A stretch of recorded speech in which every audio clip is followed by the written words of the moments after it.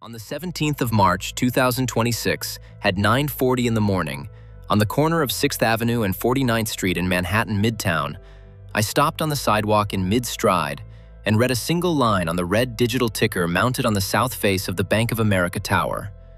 The line read, NASDAQ HSNI, halted, pending news.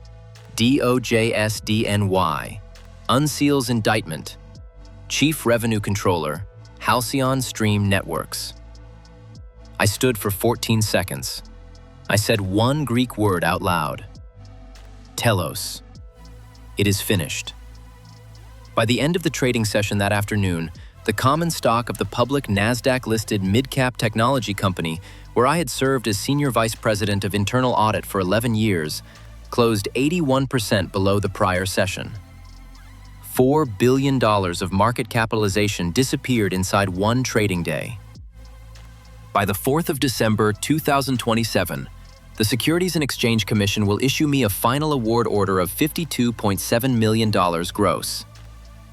The Chief Financial Officer will retain his position, his vestry seat at the Episcopal Church in Greenwich, Connecticut, and his adjunct chair at the Wharton School of the University of Pennsylvania.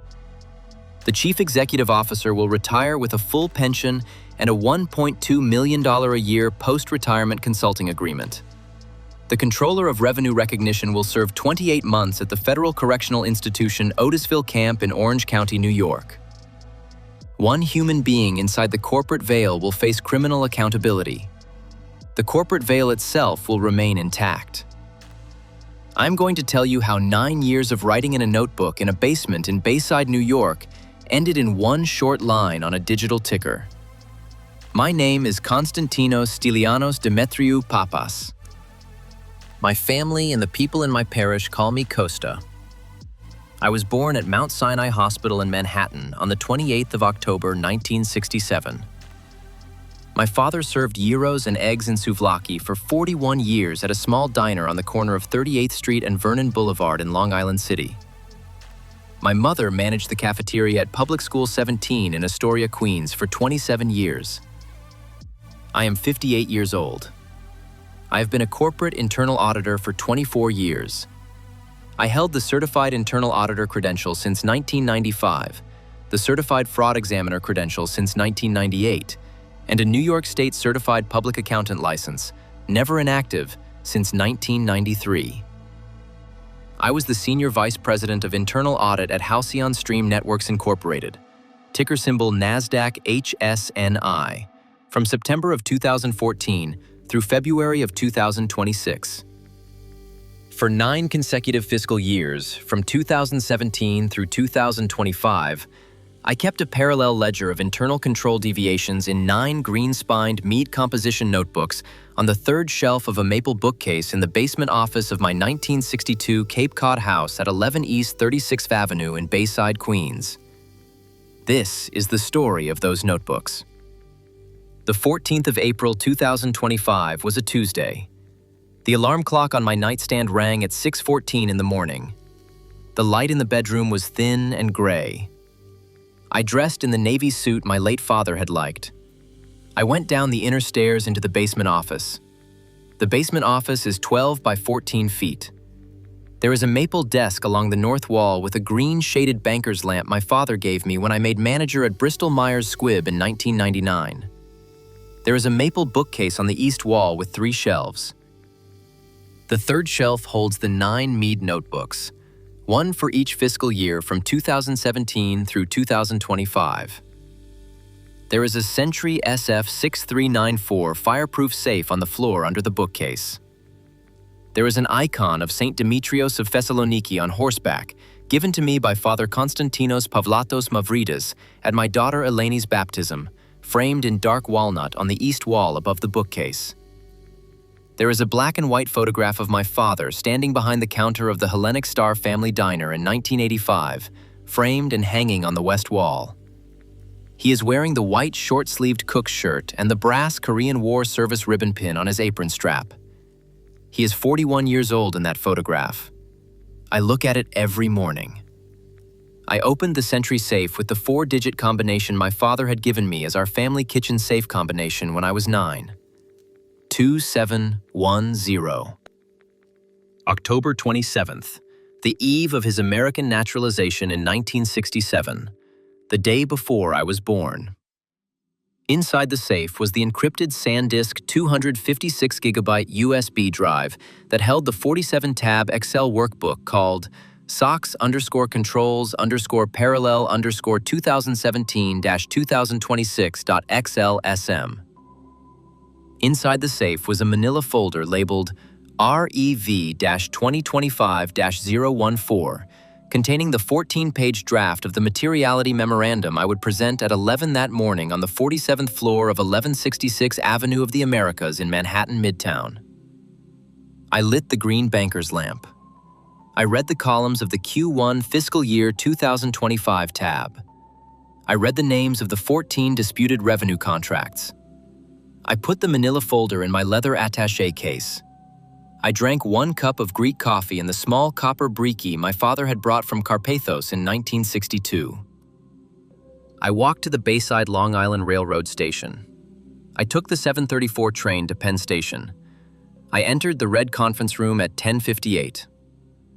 The red conference room is 42 feet long and 24 feet wide. The east wall is glass and looks south down 6th Avenue toward Bryant Park.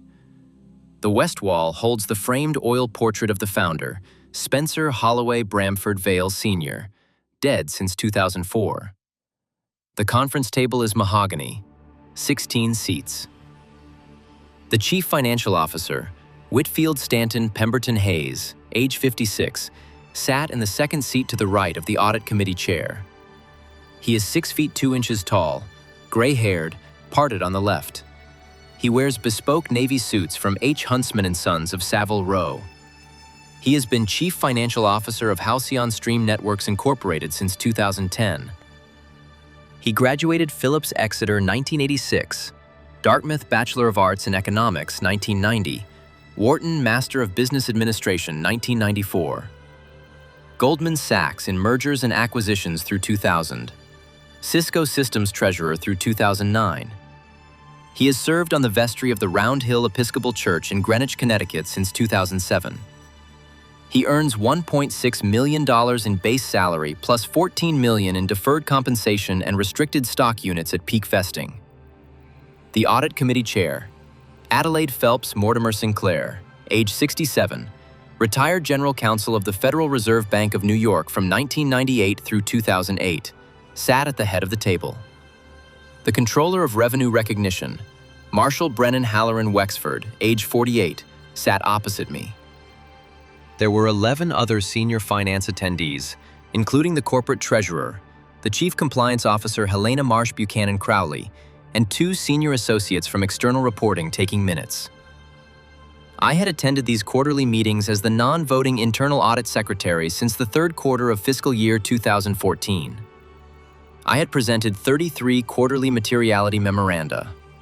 I had been told, 32 times in a row, that my concerns were noted, monitored, and required no further action. I rose at 11:17. I distributed the 14-page memorandum, hard copy printed on canary yellow archive bond paper, to 14 seats. I read the executive summary aloud. The summary said the following.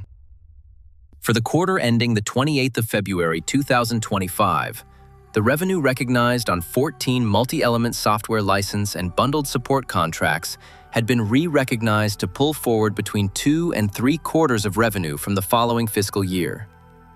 The recognized amount across the 14 contracts was $312 million. The corresponding distributor consignment inventory at the Pacific Anchor Distribution Warehouse in Reno, Nevada, and at the Brookmark Technologies LLC warehouse in Memphis, Tennessee, remained on Halcyon's books as recognized final sale, despite the existence of unrestricted right of return clauses in the underlying contracts. The cookie jar reserve, established in the 4th quarter of fiscal year 2023 at $147 million, had been released into earnings in the 2nd quarter of fiscal year 2024 in the amount of $42 million, and again in the 3rd quarter of fiscal year 2024 in the amount of $38 million, in both cases to offset pre-announced revenue shortfalls. The recommended adjustment was $312 million. I sat down. The chief financial officer waited 11 seconds. Then he swiveled his chair toward the 14 attendees and toward the audit committee chair. He spoke in a soft, even tone, the tone he used at the Greenwich Country Club dinner reception when he greeted the regional bishop of the Episcopal Diocese of Connecticut. He said the following: "Costa, with respect, this is the same memo you have brought every quarter for 9 years. We have monitored every item you have flagged. We have noted every item. We have responded to every item. The fact that you have not gotten the answer you wanted does not make this material. The auditors have signed off. The materiality threshold has been met. This is not material. This is housekeeping." There was soft laughter around the table. 3 senior vice presidents and the treasurer. The chief financial officer turned back toward me. He said the following: "Costa, we appreciate your diligence, we do. But at some point, housekeeping is housekeeping. Let us please move to the next agenda item." The audit committee chair did not intervene. Her face did not change. She made a single notation in her leather-bound notebook, and the meeting moved on. The time on the wall clock when she made the notation was 11:38 in the morning. I said nothing in the meeting.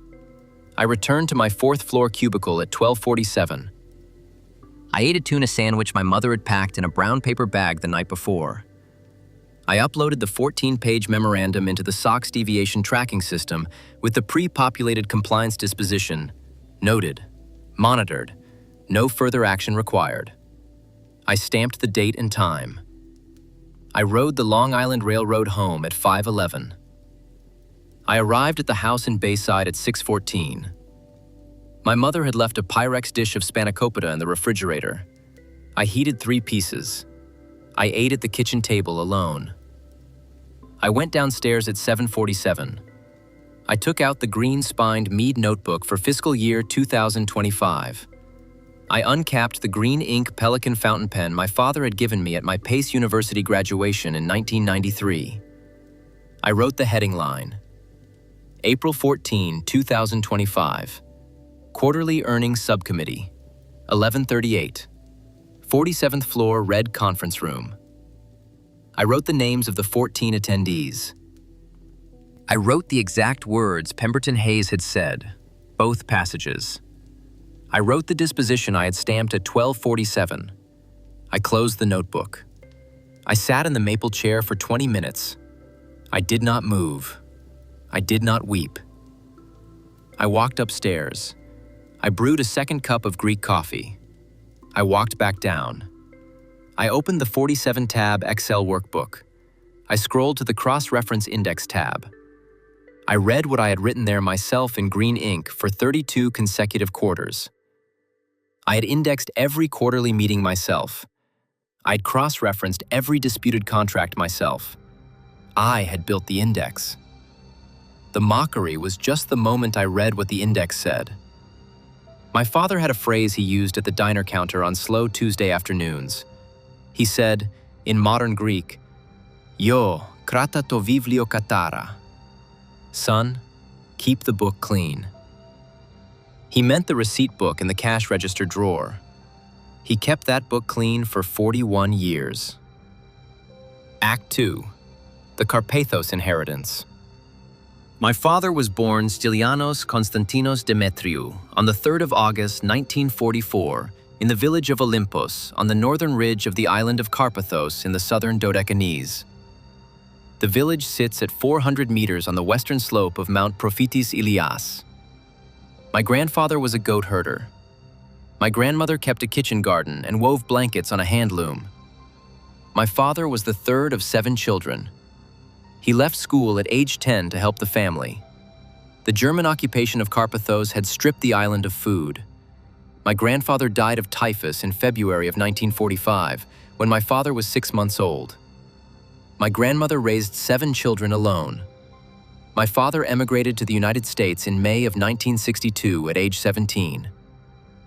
His sponsor was his second cousin, PFC's Stylianos Karpathiotis Demetriou Sr., a Korean War veteran who had served in the 1st Cavalry Division in 1953 through 1955 and had settled in Astoria.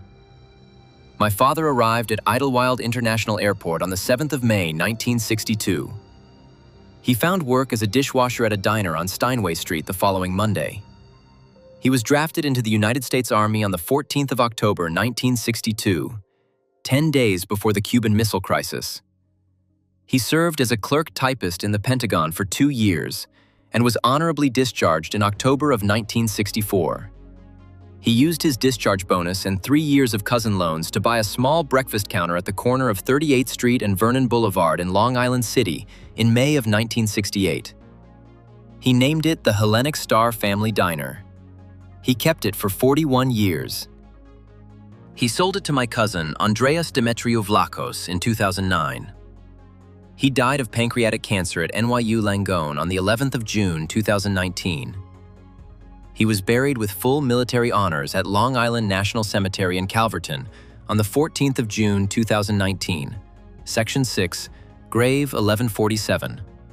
The flag from his coffin is folded in a triangular cedar case on the mantelpiece in my mother's brick row home at 30-08 30th Avenue in Astoria.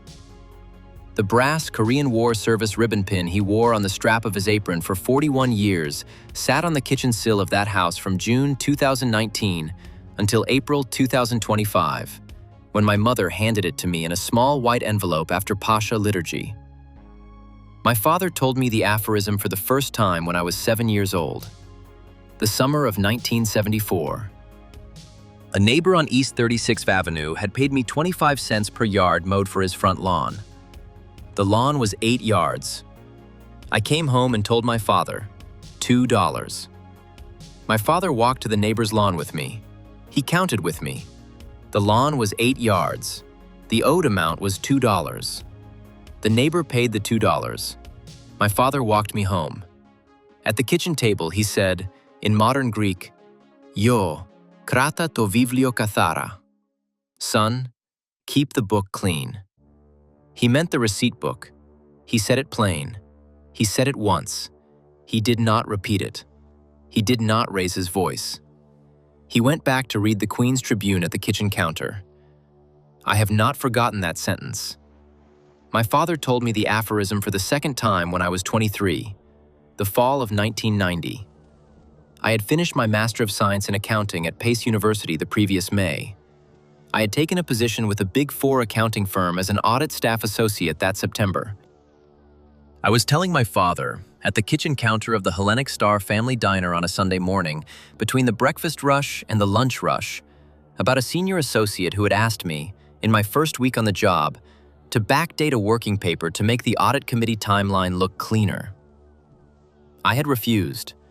The senior had been annoyed. I was worried about my career. My father listened. He poured me a second cup of coffee from the urn. He said, in modern Greek, "Io, krata to vivlio katara." Son, keep the book clean. He did not elaborate. He went back to flipping pancakes for the next breakfast plate. I worked 5 more years at that firm. I never backdated a working paper. My father told me the aphorism for the third and final time on the 8th of June 2019 at the bedside in his room at NYU Langone Medical Center 3 days before he died. I had driven from Bayside to Manhattan after work. My mother was at the bedside knitting a small blanket for my brother-in-law's grandchild. The afternoon light was thin. The IV stand hummed. My father had eaten 3 spoonfuls of yogurt for dinner. He was 84 years old. He had been a quiet man for 84 years. He looked at me from the bed. He said, in modern Greek, slow, with breath between each word, "Konstantinaki, krata to vivlio kathara." Konstantinaki, keep the book clean. I held his hand. I said, in modern Greek, "Pateras, krato." Father, I am keeping. He nodded. He closed his eyes. He slept. I drove home to Bayside. He died 71 hours later. I have not had a father since. I have had only the aphorism. Act 3. The first notebook.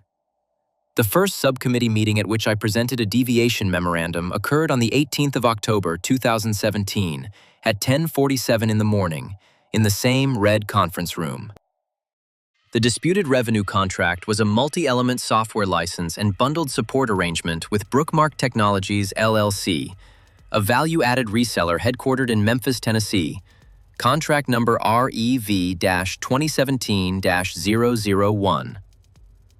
The arrangement combined a perpetual software license of $47 million, a 3-year support contract of $12 million, and a 12-month maintenance services agreement of $3 million, for a total of $62 million. Under Accounting Standards Codification Topic 606, the 3 deliverables should have been allocated by standalone selling price and recognized over the relevant performance periods.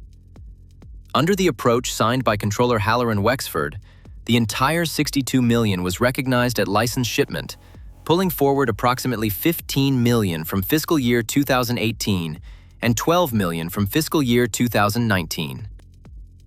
I had raised it in writing to Haller and Wexford on the 27th of September.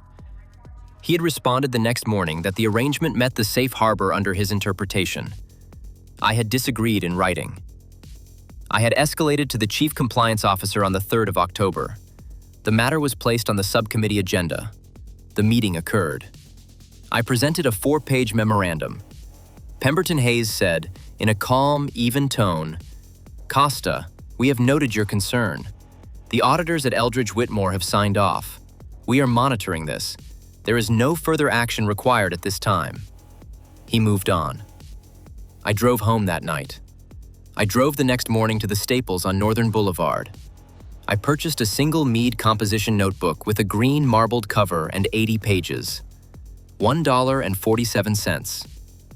I uncapped the same green ink Pelican fountain pen my father had given me at my graduation. I wrote, on the inside front cover, Fiscal Year 2017, Sox Intod Parallel Notebook. I wrote the date, October 19th, 2017. I turned to the first page. I wrote the heading line for the 18th of October entry. I wrote the words Pemberton Hayes had spoken.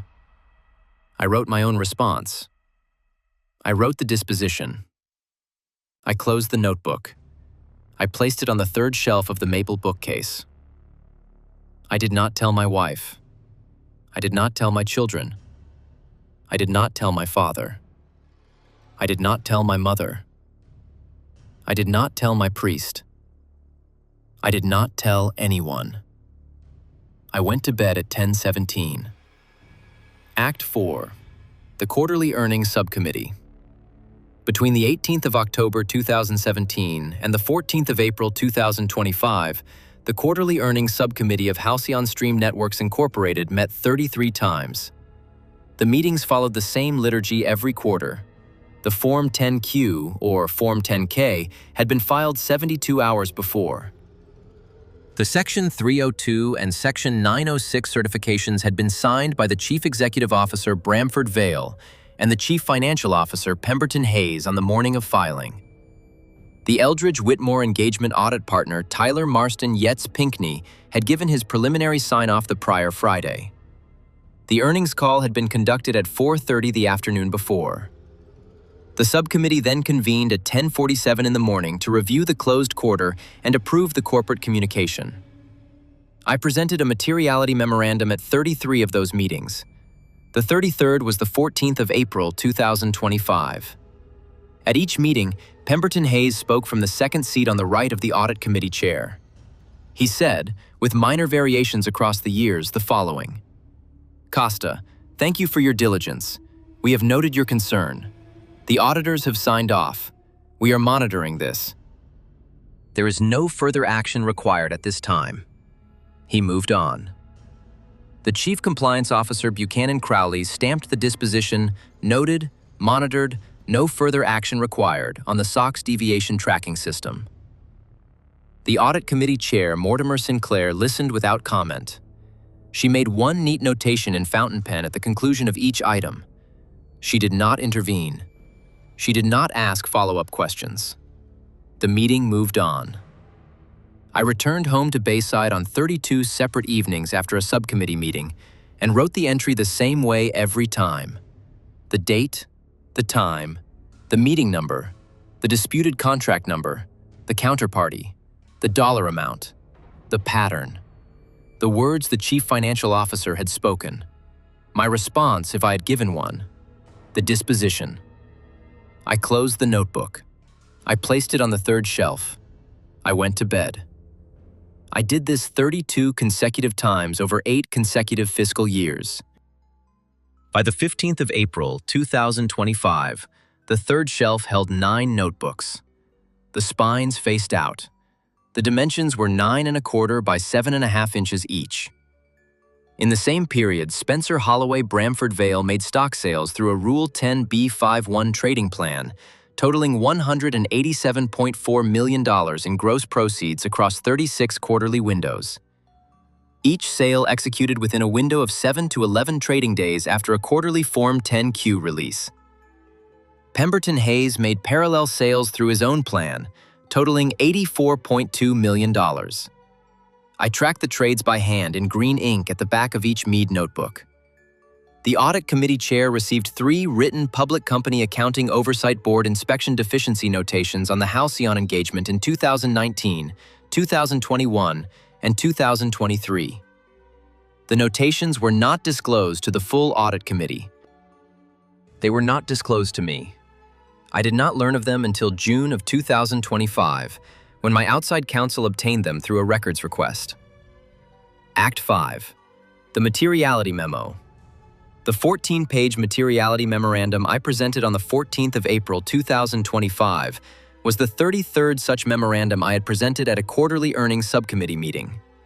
It was numbered SOX in TODU 2025-014. It was the 14th memorandum of calendar year 2025. The first 13 had been distributed for the 4 preceding quarterly subcommittee meetings, 2 for the third quarter of fiscal year 2024 in October of 2024, 3 for the fourth quarter of fiscal year 2024 in January of 2025, and 8 for ongoing fiscal year 2025 trajectory through March. The 14th was the Trigger Memorandum. It cataloged the channel stuffing pattern at Pacific Anchor Distribution and Brookmark Technologies in the first quarter of fiscal year 2025. The cookie jar reserve releases of the prior year fully restated against the new period revenue, and the Accounting Standards Codification 606 misapplication on the multi-element software license arrangements. The recommended adjustment was $312 million. I wrote the memorandum at the Maple Desk in the basement office in Bayside between the 27th of March and the 11th of April 2025. I drafted it in 12-point Times New Roman single-spaced. I cited Securities and Exchange Commission Staff Accounting Bulletin number 99 for materiality. I cited Accounting Standards Codification Topic 606 for revenue recognition. I cited Sarbanes-Oxley Section 302 for the CEO and CFO personal certification, Section 404 for internal controls, and Securities Exchange Act Section 10B and Rule 10b-5 for the anti-fraud framework. I appended a 4-page exhibit listing the 14 disputed revenue contracts by counterparty, contract number, dollar amount, recognized period, and proper period. I appended a separate exhibit listing the prior 32 materiality memoranda by meeting date and disposition. I appended a separate exhibit listing the Chief Executive Officer and Chief Financial Officer Rule 10b-5 trades over the relevant period. The total page count was 14. The total disputed contract count was 14.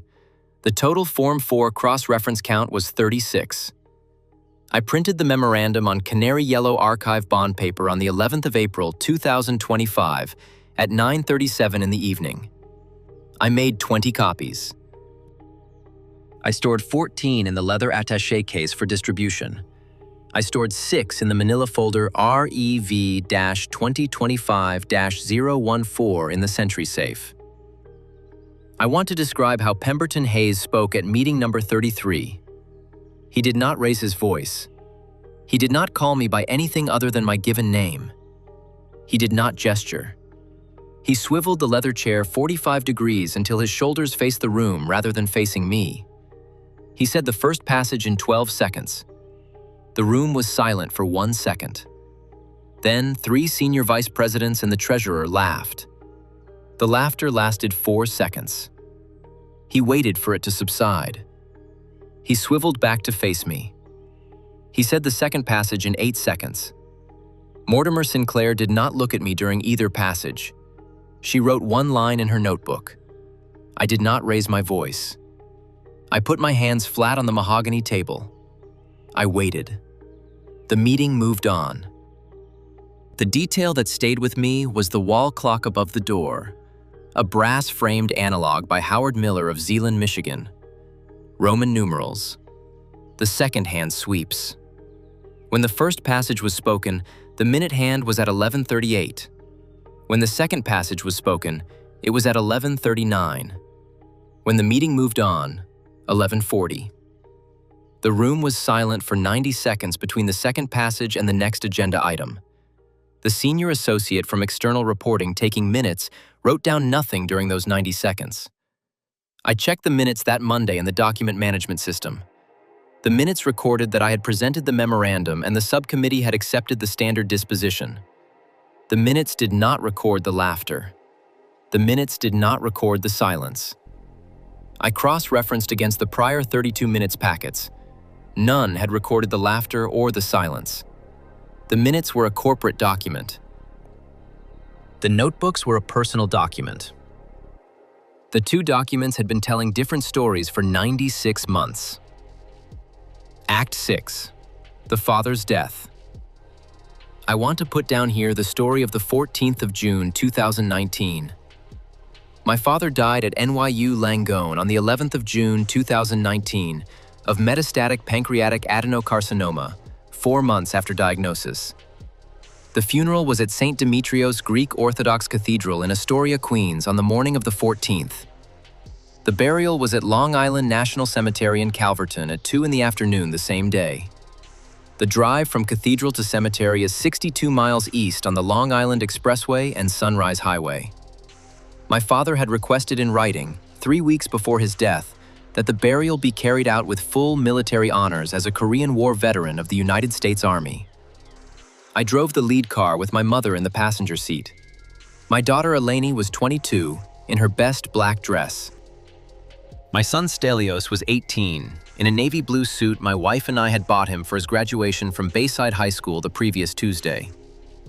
My mother held a black silk handkerchief. She did not weep during the drive. She had wept at the cathedral. She would weep again at the cemetery. She would not weep again after that day. She was 75 years old then. She is 81 now. The Long Island National Cemetery at Calverton covers 1,060 acres on the south shore of Long Island Sound. The headstones are uniform government-issue granite. Grave 1147 sits on the east slope of a small rise, 200 yards from the main entrance road. There is 1 eastern white pine planted at the corner of Section 6. The view is east toward the Atlantic. The military honors detail consisted of 3 soldiers from the 1st Army, 1st Battalion, 1st Infantry Regiment Honor Guard. The senior detail leader, a sergeant first class, performed the flag folding while a corporal played taps on a brass bugle 30 yards south. The folding took 3 minutes. The taps lasted 24 seconds. The folded flag was presented to my mother. The detail leader knelt on his left knee. He said the standard military phrase, "On behalf of the President of the United States Army, and a grateful nation, please accept this flag as a symbol of our appreciation for your husband's honorable and faithful service." My mother accepted the flag. She held it against her chest. She did not weep. I stood 3 feet behind her. I did not weep. My daughter Eleni wept. My son Stylianos did not weep. The detail saluted. The detail withdrew. The casket was lowered. The grave was filled. I drove my mother home to Astoria. She placed the folded flag on the mantelpiece in the parlor in the triangular cedar case I had ordered 2 weeks earlier. The flag has sat there for 7 years. I went back to work on the 17th of June. The fiscal year 2019 second quarter Form 10Q had been filed on the 14th while I was at the cemetery. The subcommittee meeting was scheduled for the 18th. The disputed contract was REV-2019-004, Meridian Stream Partners Deferred Revenue Acceleration, $57 million, pull forward 2 quarters into fiscal year 2020. I had drafted the memorandum the prior weekend. I had left it on the desk when I drove to NYU Langone on the 11th to be at my father's bedside for the final hours. The memorandum had waited there during the funeral. I picked it up on the morning of the 18th. I presented the memorandum. Pemberton Hayes thanked me for my diligence. He said, in a soft, even tone, "Costa, given the personal circumstance of your loss this week, I want to commend the rigor of your continued attention to detail. We have noted your concern. The auditors have signed off. We are monitoring this. There is no further action required." He moved on. I drove home that evening. I opened the safe. I wrote the entry. I closed the notebook. I sat at the kitchen table for 2 hours. I did not eat. I drank 1 glass of water. I went to bed at 1:14. I did not sleep. The aphorism my father had given me at the bedside on the 8th of June, 2019, was the 3rd deployment of the same aphorism he had given me at the kitchen table when I was 7, and at the diner counter when I was 23. Konstantinaki, krata to vivlio kathara. Son, keep the book clean. He had said it 3 times across 45 years of my life. He had said it for the 3rd and final time 3 days before he died. I was 44 years old. I had 3 children. I had a wife of 19 years. I had a mortgage on a Cape Cod house in Bayside. I had a senior vice president title at a public company. I had a CIA, CFE, and CPA. I had a Greek father in a hospital bed eating yogurt with a small steel spoon. He told me to keep the book clean. I am going to keep the book clean. I have done nothing else since. Act 7. The 10B51 Pattern. In the second week of January of 2025, on a Saturday evening at the maple desk in the basement office, I began the systematic cross-reference of the Chief Executive Officer's Rule 10B51 trading plan against the quarterly Form 10Q release dates of Halcyon Stream Networks Incorporated for the prior 36 quarters. The Rule 10B51 plan, established under the Securities Exchange Act of 1934, allows a corporate insider to schedule trades in advance under a written plan in order to demonstrate that the trades were not made on the basis of material, non-public information. The plan, properly drafted, provides an affirmative defense against insider trading liability. The plan, improperly executed, becomes a delivery system for insider trading that hides behind the form rather than complying with the substance of the rule. Bramford Vale's plan, in effect from January of 2017 through December of 2025, scheduled a sale of 125,000 shares within a window of 7 to 11 trading days after each Form 10Q release. The plan was amended 6 times during the period. Pemberton Hayes's plan, in effect from June of 2014, scheduled smaller sales within the same window. Both plans were publicly filed. I tabulated each trade against the corresponding Form 10Q release date. The pattern repeated 36 times. The aggregate proceeds for Bramford Vale's plan totaled $187.4 million. The aggregate proceeds for Pemberton Hayes's plan totaled $84.2 million. The combined corporate insider proceeds were $271.6 million. The cumulative financial statement misstatement that the same officers had personally certified during the same window was $1.74 billion. The market capitalization inflation at peak was $11.4 billion. The realized retail investor and 401k holder loss when the indictment unsealed on the 17th of March 2026 was $4.2 billion in one trading session. I want to put this in plain language. The two officers who certified the financial statements as accurate sold $271.6 million of personal shares into the public market during the same period when those statements were materially misstated by $1.74 billion. The trades were scheduled in advance. The form of the rule was met. The substance of the rule was not. Retail investors and 401k holders bought those shares at inflated prices. They lost $4.2 billion in aggregate when the indictment unsealed.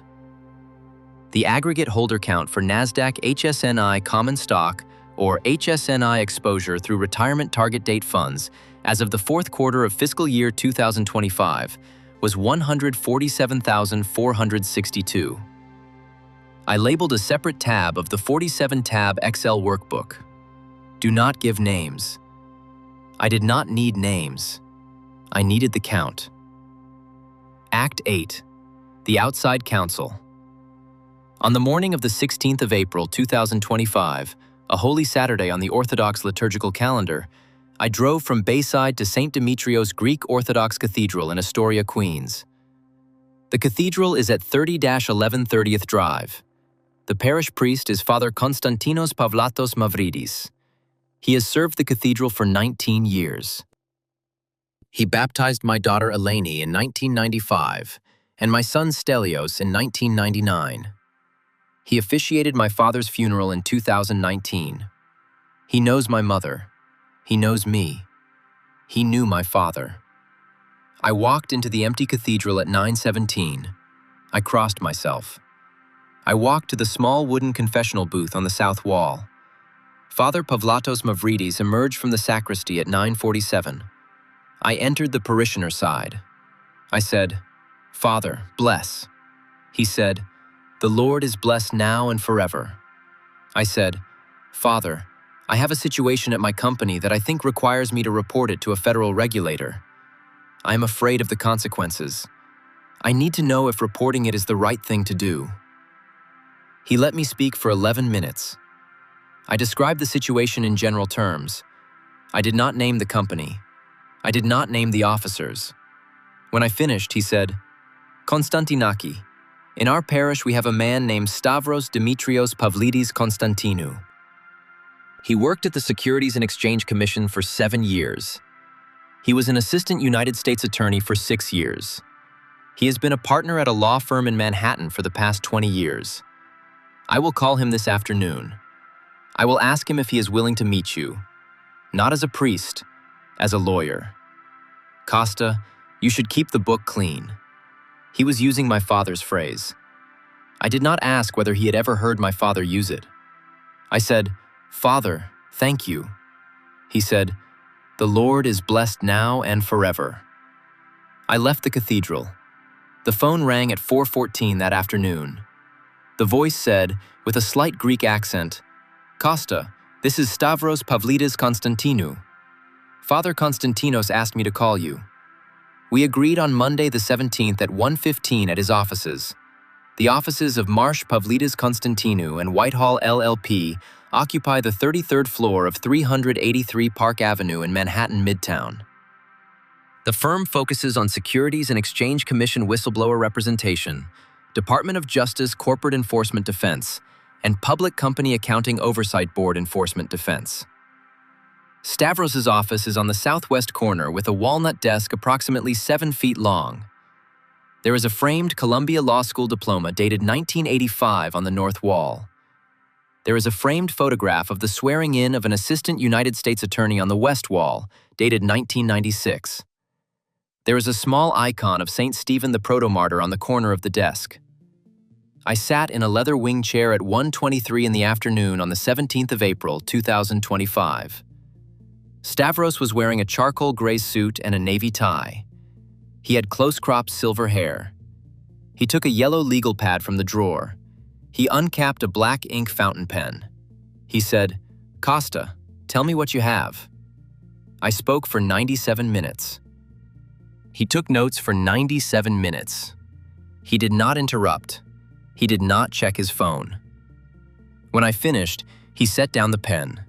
He said, "Costa, We are going to file a sealed tip complaint referral under 17 Code of Federal Regulations 240-21 F-9 with the Office of the Whistleblower. We will attach the 9 Mead notebooks in scanned PDF form, the Excel workbook, the 14 contract folders, the 32 minutes packets, your Form 4 cross-reference table, and a 47-page sworn declaration we will draft together. The submission will run approximately 380 pages. We will file on the 14th of May, 2025. He took a slow breath. He said, "Costa, the matter will be under seal for at least 18 months. During the seal period, your company will probably learn there is an investigation. They will not learn you are the relator. They will reassign you. They will revoke your system access. They will offer you a settlement. They will frame your departure as a retirement. We will file a parallel Sarbanes-Oxley Section 806 complaint at the Department of Labor Region 2 office." He paused. He said, "Your eventual award will be in the range of 10 to 30% of the aggregate sanctions. The sanctions will probably fall between $400 and $500 million. Your award at the lower bound will be roughly $52 million gross. After my firm's 26% contingency and federal income tax, you will retain $24 to $25 million net. Are you prepared for that?" I said, "Yes." I signed the retainer in green ink. Stavros poured 2 small ceramic cups of Greek coffee from a copper briquet on the windowsill. He said, "Costa, your father would be proud." I said, "Stavros, my father would not know what to make of any of this." Stavros nodded. He said, "My father was the cousin who sponsored your father in 1962. He passed in 1998. I said, "I did not know that." Stavros said, "Your father would not have brought it up. He kept the book clean. I've been keeping it since 1998. We drank the coffee.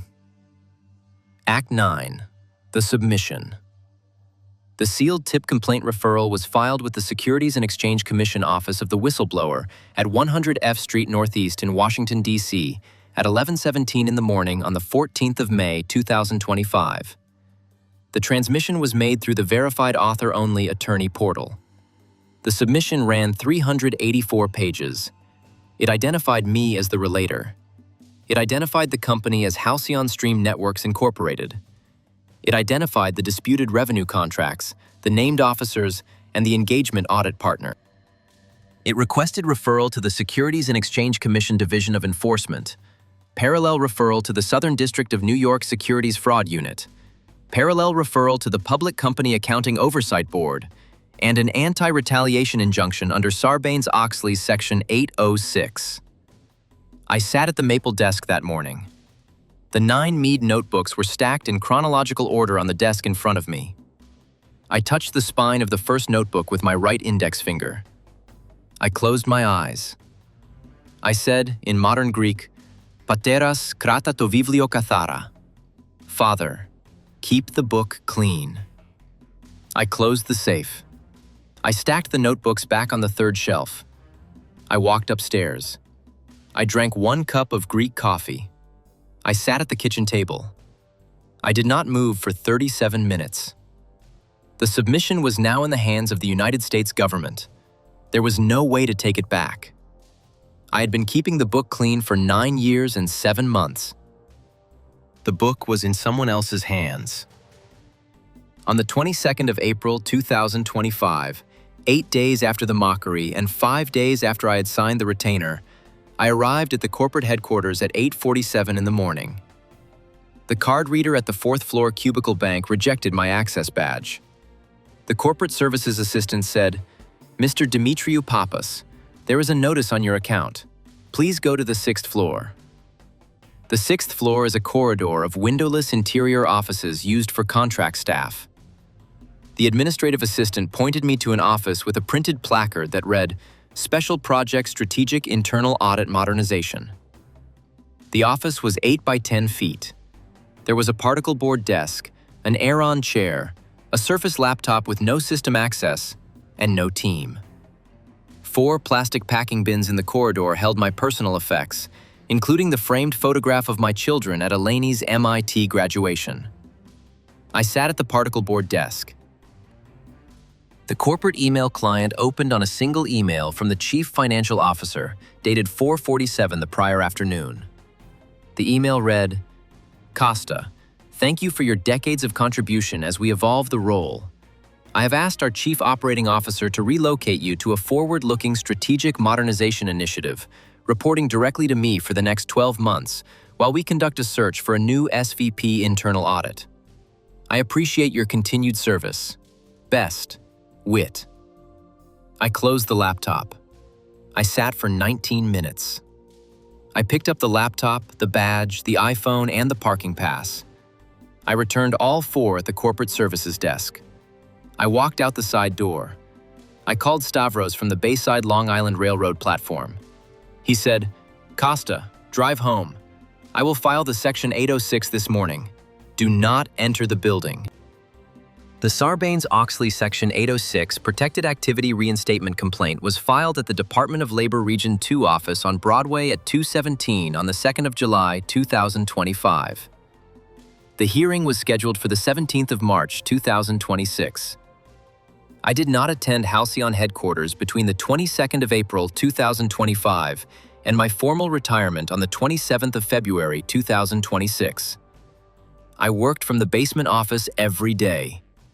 My productivity on visible Halcyon work was approximately 0. My productivity on the build-out for the Securities and Exchange Commission was approximately full-time. Pemberton Hayes did not call. He did not write. The Chief Compliance Officer did not call or write. The Audit Committee Chair did not call or write. I went on with the work. I went to church with my mother on Sundays. I called Stavros every Tuesday and Friday. The 18 months had begun. Act 10. Long Island National Cemetery. The 17th of March, 2026 was the morning the United States Attorney for the Southern District of New York unsealed the indictment of Marshall Brennan Halloran Wexford on one count of 18 United States Code Section 1348 securities fraud, one count of 18 United States Code Section 371 conspiracy, and one count of 18 United States Code Section 1350 willful false certification. The NASDAQ trading halt on HSNI common stock occurred at 9:40 in the morning. The Reuters digital ticker on the south face of the Bank of America Tower carried the news at 9:40 and 4 seconds. I was at the corner of 6th Avenue and 49th Street walking south. I stopped. I read the line. I said one Greek word, telos. I walked 9 blocks west to the Department of Labor Region 2 office on Broadway. I attended the Sarbanes-Oxley Section 806 reinstatement hearing. I gave testimony for 2 hours and 47 minutes. I returned home to Bayside that evening. The stock closed at 4:03 in the afternoon at 81% below the prior session. The market capitalization of Halcyon Stream Networks Incorporated had declined from $4.86 billion to $922 million in one trading day. I sat in the basement office. I did not weep. I opened the safe. I took out the photograph of my father at the diner counter from 1985. I placed it on the desk. I sat for 1 hour and 17 minutes. I did not move. My mother called at 7:47. She said in modern Greek, "Konstantinaki, the news." "I have been watching. Are you all right?" I said in modern Greek, "Mama, I am all right." She said in modern Greek, "When can we talk?" I said in modern Greek, "Soon." She said in modern Greek, "All right, I will wait." The disposition took 21 months from the unsealing date. Halloran Wexford pleaded guilty to a single conspiracy count on the 9th of June, 2027. He was sentenced on the 11th of November to 28 months at the Federal Correctional Institution Otisville Camp, plus 36 months of supervised release, plus $11.4 million in restitution. The civil settlement with the Securities and Exchange Commission was announced on the 30th of September 2027 at $387 million in disgorgement, plus $94 million in civil penalty, with a 7-year compliance monitor. The Section 304 partial clawback against Bramford Vale was negotiated at $14.2 million on a mandated full $40.4 million. The Public Company Accounting Oversight Board order against Eldridge Whitmore LLP, issued on the 14th of October 2027, at $14 million in firm penalty plus a 3-year individual practice bar against the engagement audit partner. My final award order from the Office of the Whistleblower issued on the 4th of December 2027 at $52.7 million gross.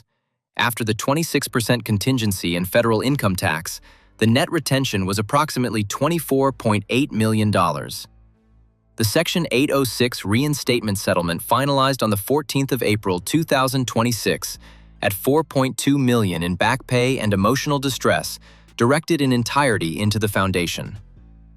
Pemberton Hayes retained his position as Chief Financial Officer through the entire indictment and settlement period, from February of 2026 through October of 2027. He retained his seat on the Round Hill Episcopal Church vestry. He retained his Wharton adjunct appointment. He never apologized publicly. Mortimer Sinclair issued a 4-paragraph statement in the December 2027 settlement press release that referenced the benefit of hindsight, named no specific failures, and tendered no resignation. Bramford Vale retired on the 30th of September 2027 with a full pension and a $1.2 million a year post-retirement consulting agreement. He was never indicted. He never apologized. The Chief Compliance Officer, Buchanan Crowley, retained her position. The corporate veil remained intact at the top. I designated the entire $24.8 million in net retention minus $1.8 million in late-life family expenses to the Stylianos Demetriou Hellenic-Diner Workers Retirement Security Foundation, a 501c3 foundation incorporated in the state of New York on the 14th of December 2027. The foundation has 3 pillars. The first is academic research grants in SOX and Accounting Standards Codification Topic 606, awarded annually to the Zicklin School at Baruch College, the Lubin School at Pace University, and the Aronow School at Queens College. The second is retail investor and 401k retiree restitution microgrants for verified pre-March 17, 2026 holders of NASDAQ HSNI common stock or HSNI exposure through retirement target date funds. The first 47 checks issued in March of 2028. By the end of 2030, the foundation had issued 147,462 microgrants, ranging from $800 to $14,000 per recipient. The third pillar is an endowment at St. Demetrios Greek Orthodox Cathedral, Astoria Parish Ladies' Altar Society for daughters of immigrant Greek diner workers in the Astoria Long Island City corridor, pursuing accounting, finance, and audit careers, named for my mother, Despoina. The first 6 scholarships were awarded in September of 2029. On Sunday, the 30th of April 2028, at 2:14 in the afternoon, I drove the silver 2014 Toyota Camry on the Long Island Expressway east to the Long Island National Cemetery at Calverton, 62 miles. The afternoon was clear. The temperature was 64 degrees. I parked at the Section 6 gate. I walked the gravel path to grave 1147. I carried a single brass Korean War service ribbon pin in the palm of my right hand. The pin was the pin my father had worn on the strap of his apron at the Hellenic Star Family Diner for 41 years, from May of 1968 through May of 2009. The pin had sat on the kitchen sill of the Astoria row home from June of 2019 through April of 2025. My mother had handed it to me in a small white envelope on Pascha Sunday, 2025, 3 weeks before the Materiality Memorandum Mockery. I had carried it in the inner pocket of the Navy suit on the day of the Mockery. I had returned it to the white envelope on the kitchen sill of my Bayside house that evening. I had not touched it for 3 years. I touched it now. The pin was cold and small in my palm. I placed the pin on the flat top edge of the granite headstone between the Greek Orthodox cross carved at the top center and the line that read, Stylianos Demetriou, PFCUS Army, Korean War, July 3, 1944, June 11, 2019. I stood for 14 minutes. I did not move. I said once, aloud in modern Greek, with the breath my father had used when he was 84 years old at the bedside, Pateras, kratisa to viβλio, egrapha kateimera, egrapha enia chronia, ten epapsemata. Father, I kept the book. I wrote every day. I wrote 9 years. I told no lies. I did not weep.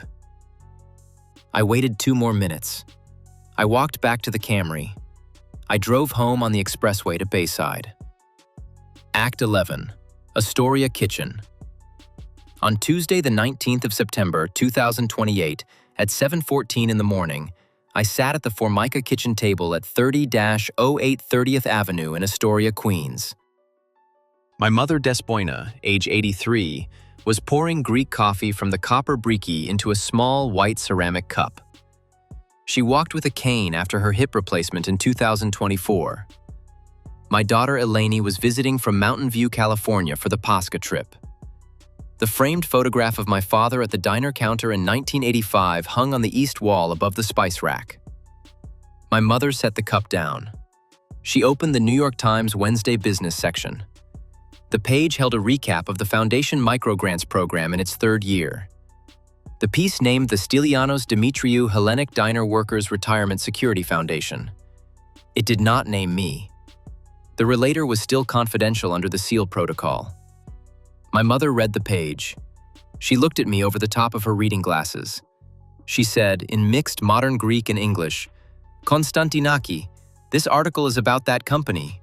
Your case. They write that 147,000 pensioners got the money back. I said, yes, Mama. Some of them. Not all. Some.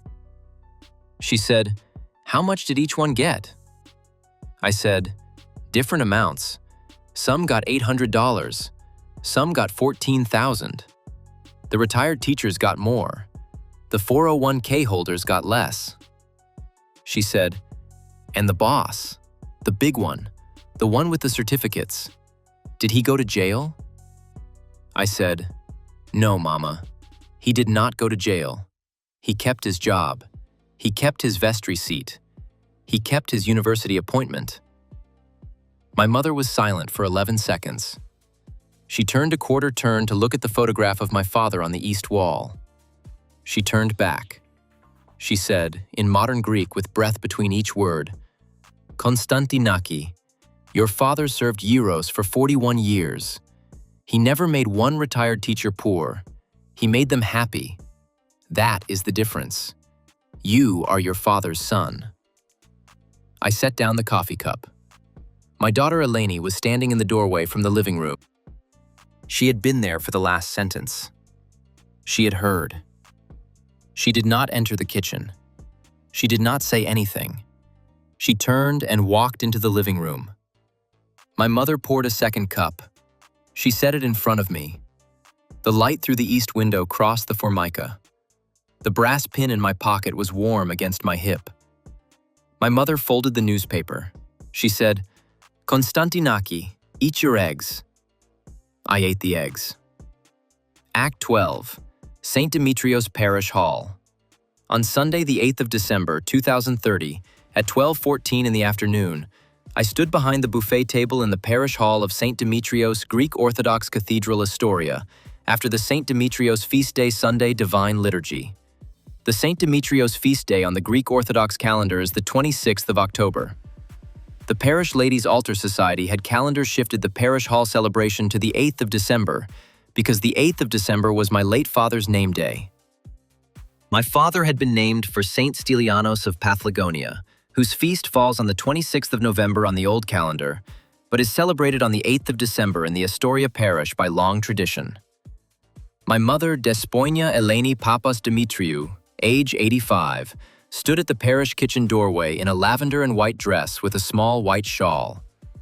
She had been the head of the Parish Ladies' Altar Society's Spanakopita Preparation Committee for 38 years. She had baked 38 trays of spanakopita on the Wednesday before. The parish hall was full. There were maybe 140 people in the hall. The wood paneling on the south wall held framed photographs of the parish founders dating from 1927 through 1972. The hall had 3 long folding tables along the north wall. The buffet table at the front held a stainless steel chafing dish of spanakopita, a stainless steel chafing dish of pasticcio, a stainless steel cooler of horchata. No, I correct myself. A stainless steel cooler of frap coffee, the way the Astoria diaspora preferred it. 2 long trays of mello macarona on the east table, a plate of curabieres on the west table, a tray of dolmades from the 3rd-generation parishioner Yanakis at the south end, and a covered dish of uvarlakia for the small children. I had volunteered to serve the spanakopita to the line of children. I stood behind the table with a small set of stainless steel tongs in my right hand and a small stack of paper plates on the table in front of me. I was wearing the navy suit my late father had liked, with a white shirt and a black tie. I had attended the Divine Liturgy in the cathedral that morning at 9 in the morning. I had crossed myself before the icon of St. Demetrios on the iconostasis. I had received communion. I had walked to the parish hall at 11. I had served children for an hour and 14 minutes. The line had not slowed.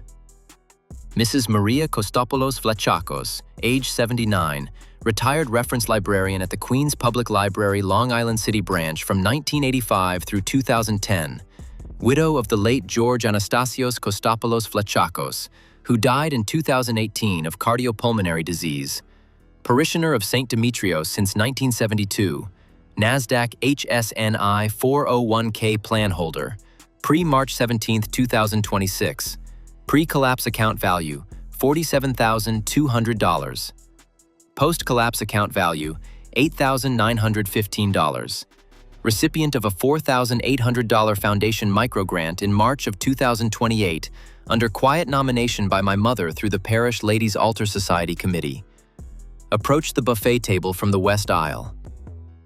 My mother accompanied her with a hand at her elbow.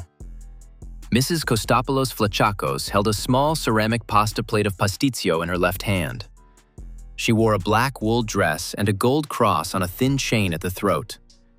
She set the plate on the table to her left. She took both my hands in hers. Her hands were warm and slight. She spoke in mixed modern Greek and the Koine Greek of the liturgical register, the register that my father had not spoken at the diner counter, but that my mother had heard every Sunday for 60 years. She said, Eulogimenos o erkomenos en onomati Kyriou, Konstantinaki, mu edoses piso to nero mu, stontheio su Stylianos, anapavsi en eirini, Kyrie eleison. Blessed is he who comes in the name of the Lord. Konstantinaki, you gave me back my dream.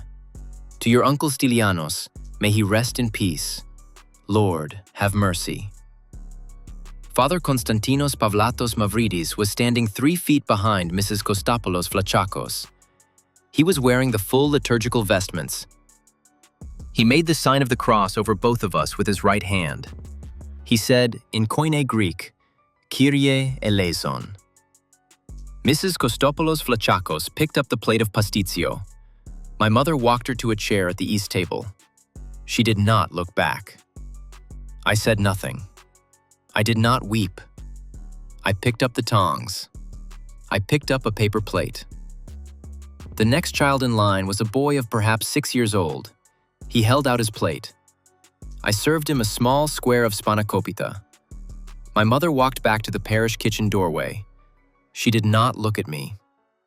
She had quietly nominated Mrs. Kostopoulos Flachakos for the microgrant in February of 2028, 4 months before the first checks went out, through the Parish Ladies' Altar Society Committee. The parish did not know the dollar amounts. The parish did not know the name of the relator. The parish did not know that the man serving spanakopita at the buffet table was the man who had sent the file to the Securities and Exchange Commission. The parish would never know. Only 3 people in the parish hall knew: my mother, Mrs. Kostopoulos Flachakos, and me. The 4th person who had known the dollar amounts, Stavros Pavlidis Konstantinou, was at the southwest corner of the hall, sitting at a folding chair table with Father Konstantinos Pavlatos Mavridis, drinking frappe coffee. He had flown in from a partner retreat in Crete that morning. He nodded at me from the corner. I nodded at him. He turned back to Father Pavlatos Mavridis. They continued their conversation in modern Greek about the parish endowment campaign for the cathedral roof. I served spanakopita to the line of children for another 47 minutes. The line did not stop. My mother had baked 38 trays that Wednesday.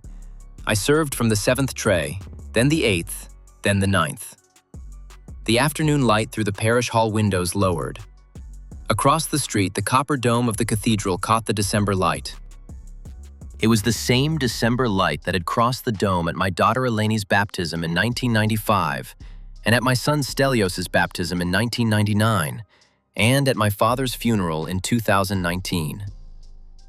I had been a parishioner of St. Demetriou's Cathedral for 58 years. I had been the son of Stylianos Konstantinos Demetriou for 58 years. I had been a corporate internal auditor for 24 years. The book was closed. The book was clean. My father had said it 3 times across 45 years of my life. Konstantinaki, krata to viβλio kathara. Son, keep the book clean. I had kept it. The next child held out his plate. He was perhaps 7 years old. He said, in English, "Mr. Costa, may I please have spanakopita?" I said, "Yes." I served him a small square. He said, "Thank you, Mr. Costa." He walked back to his family table. The line moved one place forward. Pateras, kratisa to viβλio, egrapha enia chronia. To viβλio einai kleisto. Ego eimais to trapezi, kai serveiro spanakopita. Father, I kept the book. I wrote 9 years. The book is closed. I am at the table, and I am serving spanakopita. Kyrie eleison.